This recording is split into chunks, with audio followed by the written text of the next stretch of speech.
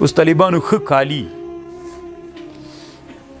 یا ښه پټګۍ یا ښه خطرناکه څادر یا ښې تسبیح دا د الله زینت که نه. اوس مثلا دا طالب ده که نه داسې ښه کالي ګنډلي دي نو دا چې ملا پې باندې راپیږ سي تنګ نظری ده ته وایي وباسه مرتد سولې ناروا دي وکړه.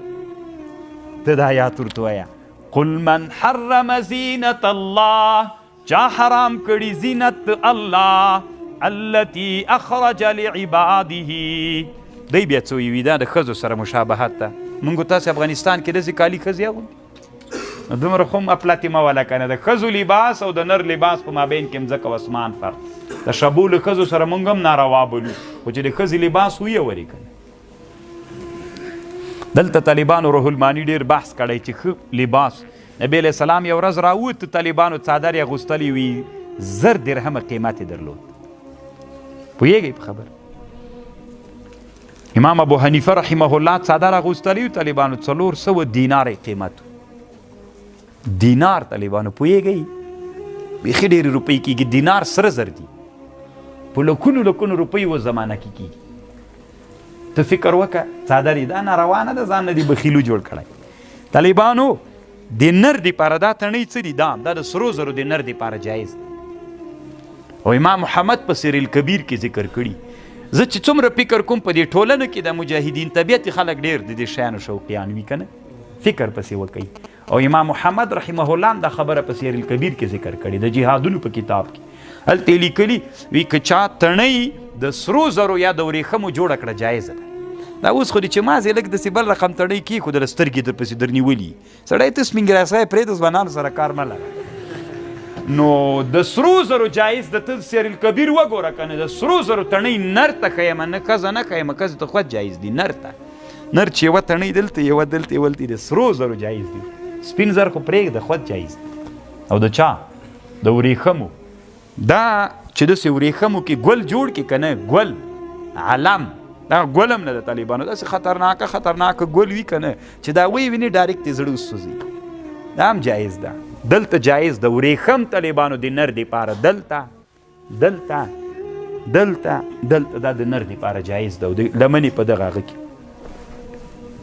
ګیچ کې بالکل جایز ده. طالبانو بعضې طالبان کله شوقیتوب وکړي کالیو کې داسې تور هغه پکې راوباسي دا ښځو سره ځکه ښځې داسې کالي نه کوي د ښځو بل رقم ته کوي. هېڅ کله دا من حرم زینت الله چا حرام کړي دي. امام محمد ابن حسن شیبانی رحمه الله یو ورځ راووت طالبانو ډېر ښه کالي اغوستي وو تک سپین سړی و او داسې توره پړګۍ په سر کړې وه. وی چا ورته ویلې چې دا څه کوې وه سړیه دا مخې داسې ښکارېده طالبانو که لیلة البدر. وی ورته ویلي چې دما مینځانې او دما ښځې دا نه خوښوي چې ما په ښه لباس کې ویني نو چې خوښوي مې نو زم ځان هم داسې ورته جوړومه. نو دا طالبانو اسلام کې به ډېر تشدد په دې شیانو باندې نه کوئ ښه اسلام کې دومره ناروا نه دي. الله دې موږ د بعضې علماو نظرونه جوړ کړي تنګ نظري وي طالبانو. من حرم زینت الله نه یې حرام کړي ورېښم یې حرام کړي اعظم در سره منم. تشبیه حرامه کړې ده نو دا خو تشبیه نه ده که تشبیه زم بیا ناروا بلم که داسې لباس و چې تشبیه ولې بیا زم ناروا بلم.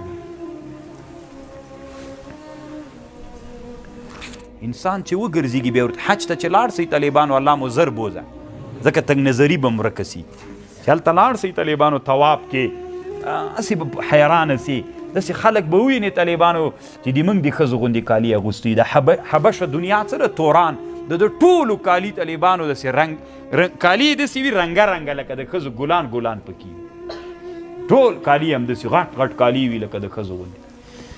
تی خو دا دما تنګ نظری مولای چې ویني دا ټول د نه سړي زمن وي زمن دي دلته راغلي ما کوه داسې لالو دنیا ده ته داسې فکر کړی چې دا ما کم کالي اغوستي دا ډایرکټ د رسول الله غوندې کالي ول لا حجر فیه چې تر څو مشابهت نه وي د کفر سره د ښځو سره مشابهت نه وي او لباس کې هغه ناروا هغه نه وي هېڅ پروا نه کړي دا ایتا کالي دا کله د رسول الله کالي ما او تا چې اغوستي دا کله د رسول الله کالي دی د رسول الله کالي.